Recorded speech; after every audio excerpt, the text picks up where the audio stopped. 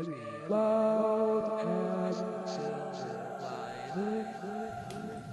guys, welcome to Black Ambassadors of Change. Don't forget to like, share, and subscribe. Tell your friends. This week we have a special episode, a happy episode. Black Ambassadors of Change coming up right after this. Alright, so the smile on my face you're seeing is not because I just brushed my teeth or I just got my teeth cleaned and I wanted to show off my pearly white. Today I have great news.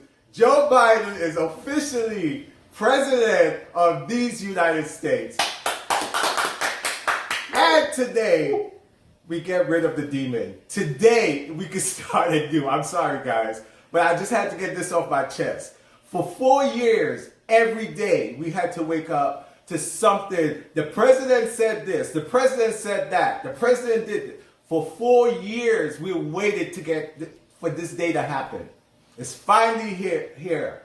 It's time for us to celebrate. Get it out of our system. We've waited long enough. It's a chance to start new. It's a chance for us to bring the country back together. It's a chance for us to move on from this daily drama this guy has put the country through. It's a time for us to think optimistic about the future. You know, it's a time for us to heal this country. It's a time for us to heal the relationship with our allies overseas. It's a time for us to bring everybody together because this country is very fractured. As you've seen, almost 50% of the country decided that this man was doing a great job. And what's even more troubling, some of those folks are new Trump voters who didn't vote for him the last election. What's even more troubling, more brothers voted for Trump this time.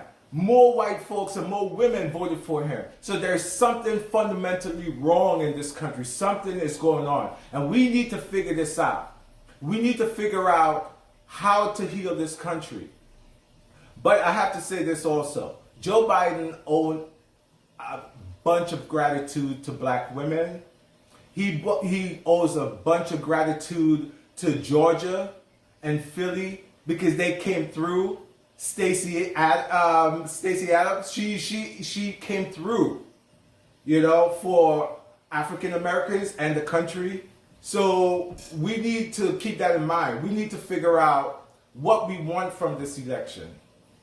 We need to sit down and have a frank, heart-to-heart talk with Joe Biden and his administration and say, hey, we have very specific problems in our community.